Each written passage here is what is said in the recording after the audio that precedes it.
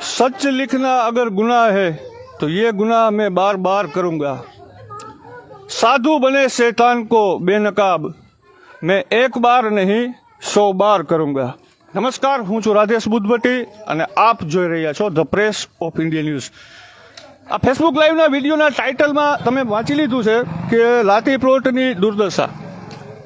જે ટાઇટલ લખેલું છે તેને પુરાવા રૂપે આપ જોઈ શકો છો। પાછળ મારા જે કેમેરામેન છે ને દ્રશ્ય બતાવવાનું કહું દર્શકોને આપણા કે આ મોરબીનો એ જ ઔદ્યોગિક ગણાતો હાર્દ સમો વિસ્તાર કે જે લાતી પ્લોટમાં આપ જોઈ રહ્યા છો કે જે રીતે ગટર અને આ કચરાના ઢગલા ખડકાયા છે, ત્યારે અહીંના જે સ્થાનિક રહેવાસીઓ છે તે પોતાનો આક્રોશ મીડિયાના મારફત ઠાલવવા માગી રહ્યા છે। ઘણા બધા મહિલાઓ છે કે જે અહીં જે વસવાટ કરે છે, ત્યારે આપણે આ મહિલાઓને પણ પૂછીશું કે આ કેટલા સમયથી આ તકલીફ છે અને તેમની શું માગણી છે, શું રજૂઆત છે। બેન, સૌથી પહેલાં તમારું નામ કહેજો। મેરુનબેન। મેરુનબેન, કેટલા સમયથી તકલીફ છે અને ખાસ તમારી શું માગણી? 12 વર્ષથી અહીંયા તેદુના જોવીસી આવું ને આવું જ છે, કીચડ કચરો પાણી બધું આમ જ આવેલું જાય છે। ચોમાસામાં એવી તકલીફ પડે અહીંયા। તમે રજૂઆત કરો છો તો કોઈ અહીં આવતા નથી? કંઈ નથી આવતું, કોઈ નથી કરતું। જો આ માસી બાજવા આવે બધા યારે પાણી માટે। 5 નંબરની પથ્થર ખંડા ગઈ, કોક આવીને અહીંયા ઉભા રહ્યો। અમે 24 કલાક આમ કરવા આવી છીએ ગટર કેટલો કરી 12 મહિના। હા, અમે એકલા જ બોલી છીએ, આટલી નાની ગંદકી ક્યાં પોગી છે જોઈ આવો।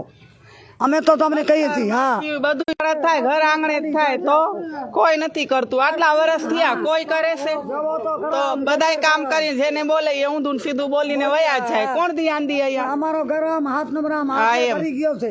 તો તમારી લોકોની ખાસ માગણી શું છે અત્યારે? હા, બસ આ ગટર પાણીનું નિકાલ થઈ જાય ને કચરો નો રહે, બીજું શું જોઈએ આપણને અહીંયા? તો તમે ક્યારે કોઈ રજૂઆત નથી કરી હજી સુધી? કોઈ આવતું જ નથી, રજૂઆત કરવા જેવું છે જ નહીં। કોણ આવે? કોઈ નથી કરતું। અવારનવાર રજૂઆતો કરવા છતાં પણ અહીં કાંઈ ધ્યાન દેવામાં નથી આવી રહ્યું। ઘણા બધા પ્રશ્નો છે, માત્ર ખાલી તમે જોઈ રહ્યા છો કે આ એક કચરાના ઢગલા ખડકાયેલા જોવા મળી રહ્યા છે। આવી જ રીતે અનેક વિસ્તારો એવા છે લાતી પ્લોટના કે જ્યાં ગટરો પણ ઉભરાઈ રહી છે અને આવી ગટરોનું જે ગંદુ પાણી છે અને દુર્ગંધ સહન કરી અને તમામ જે વેપારીઓ છે પોતાના વ્યવસાય રોજ આવી રહ્યા છે। ખરેખર ધન્યવાદને પાત્ર કહી શકાય કે આ જે વેપારીઓ, આ એ જ વેપારીઓ છે કે જે તમામ લોકો પોતાના વેપારનો વ્યવસાયનો કરવેરો ટેક્સ તમામ ચૂકવી રહ્યા છે, છતાં પણ તેને એક પાયાની કહી શકાય તેવી મૂળભૂત સુવિધાઓ આજ દિવસ સુધી નથી મળી રહી। આપણી સાથે અત્યારે જે લુક્સ ફર્નિચર છે, ગુજરાતમાં જે સૌથી મોટો કહી શકાય એવો શોરૂમ છે ફર્નિચરનો, એમના ઓનર છે મેહુલભાઈ શેઠ આપણી સાથે છે। મેહુલભાઈને આપણે પૂછીએ કે મેહુલભાઈ, આ સિવાય બીજા કયા કયા પ્રશ્નો છે, આપની શું માગણી છે, શું રજૂઆત છે? હાજી, નમસ્કાર। હા, અમે છેલ્લા 2012થી અહીંયા છીએ એમ તો અહીંયા એટલો બધો પાણી અહીંયા વ્યય થાય છે, એના હિસાબે રોગચાળો ખૂબ ફેલાય છે। અવારનવાર રજૂઆત કરેલી છે કે આ ગટરના જે પાણી ઉભરાઈને બહાર આવી રહ્યા છે એનું સરકાર તરફથી અમને કોઈ રસ્તો મળતો નથી। તેમજ આ કચરો તમે જોઈ રહ્યો છો કે ઘણીવાર રજૂઆત કરી છે કે કચરો તમે ઉપાડો પણ કોઈ ઉપાડવા માટે આવતા નથી। અમારી બાજુ બધે આજુબાજુના બધા વેપારીઓ કેટલાય વર્ષોથી આ સહન કરે છે। અમે આ બધો ટેક્સ ભરીએ છીએ, ઘરનો અમે કરવેરા ભરીએ છીએ, આવડી મોટી બિલ્ડિંગના ટેક્સીસ કરવેરા ભરી છીએ। તો અમે એવું રજૂઆત કરી છે કે અમને ન્યાય મળે, કે અમને આ જે વસ્તુ ભોગવી રહ્યા છે આનાથી કેટલો રોગચાળો થઈ શકે છે, લોકો કેટલા હેરાન થાય છે એ બધું આપ સમજી શકો છો। આપણે જોયું છે એટલે આઈડિયા આવે, જો તો કોઈ સરકારના પ્રતિનિધિ અહીંયા આવી અને જોવે તો જ એને ખબર પડશે આ વસ્તુની। તો ખાસ અમારા વતી આપ રજૂઆત કરી અને જલ્દીમાં જલ્દી આ ઉકેળાનું એક નિવારણ થાય અને જે ગટર ઉભરાય છે 8 નંબર લાતી પ્લોટમાં એ ગટરના પાણી સાવ નીકળી જાય તો અમે રાહત અનુભવશું એવું અમારું સૂચન છે। ચોક્કસ કહી શકાય કે આ જે તમામ વેપારીઓ છે તેમની એક જ માગણી છે કે માત્ર એક પાયાની સુવિધા એમને મળે અને એક વ્યાજબી માગણી છે। આ તમામ વેપારીઓ ઘણા બધા છે, તેમને પણ પૂછીશું। આપનું શું નામ અને શું રજૂઆત છે? માનવ અલીભાઈ, લાતી બોર્ડ લુક્સ ફર્નિચર સામે હું રહું છું। ગઈ સાલ જે લુક્સ ફર્નિચરના માણસો, અમારા લતાના માણસો, આજથી અમે 15 થી 20 જણા અહીંયા જઈને કયા હતા કે ભાઈ ગટરનો ઉકેલ કરો, કોઈ કચરાનો ઉકેલ કરો, તમે કે ટ્રેક્ટર મોકલો। પહેલાં ટ્રેક્ટર આવતા સવાર સાંજ 2 ટાઈમ ટ્રેક્ટર આવતા, ટ્રેક્ટર ભરી જતા, કચરો ભરી જતા, અને એ રજૂઆત કરી. બીજી રજૂઆત અમે આજ છેલ્લે 6 મહિનાથી અહીંયા ઢાંકણું ખોલવું છે. હવે આ કચરાની અંદર કોઈ ઢોરું જાય, ગાય જાય કે કોઈ બકરા જાય, કોઈ માણસો જાય, એનો પડી જાય એનો જવાબદારી કોણ? અત્યારે તમે જોઈ શકો છો અહીંયા એમને ખુલ્લું પડ્યું, ઢાંકણું જ નથી અંદર. આપણે દર્શકોને બતાવી તે દ્રશ્ય, આપણે આવીએ બધા સાથે, વેપારીઓ બધા અમારી સાથે આવ્યા અને બતાવ્યા દ્રશ્યો.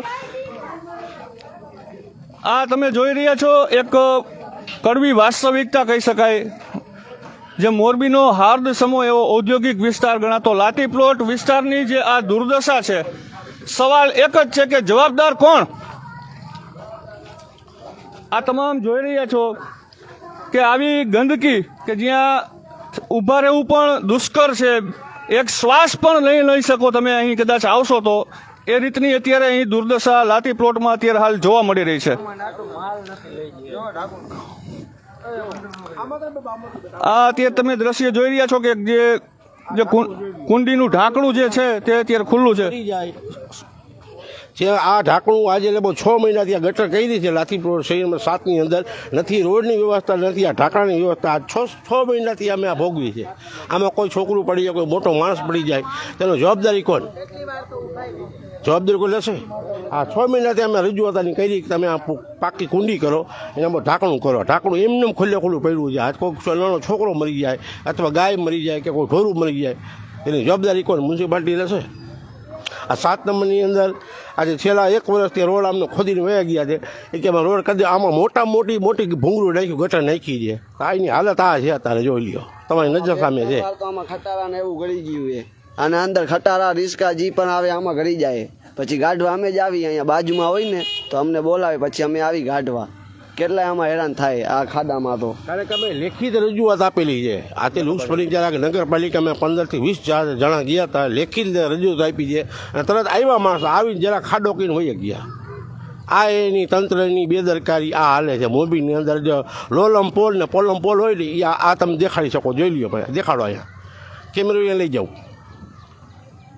આ 7 નંબર 1 નંબર રોડ કહેવાતો કે આની અંદર વાહન બેડ હાલ્યા જતા. અત્યારે કોઈ અહીંયા આવવા તૈયાર નથી. અત્યારે ચોમાસામાં તમે આવો ને સાહેબ, કે ચોમાસાની અંદર અહીંયા કોઈ આવવા તૈયાર નથી. 100 રૂપિયા ભાડું દો ને તો આ 7 નંબરની અંદર કોઈ આવી ન શકે, એક વાહનવાળા. આ દુર્દશા છે લાતી પ્લોટ 8ની અને 7ની. નોટ કરજો કે 6 મહિનાથી આવી ખરાબ પરિસ્થિતિઓ વચ્ચે અહીં લોકો રહી રહ્યા છે, વેપાર ઉદ્યોગ ચલાવી રહ્યા છે. ખરેખર તો એક ધન્યવાદ આપવો પડે કે જનતાને કે જે આ બધું અત્યારે હાલ સહન કરી રહી છે.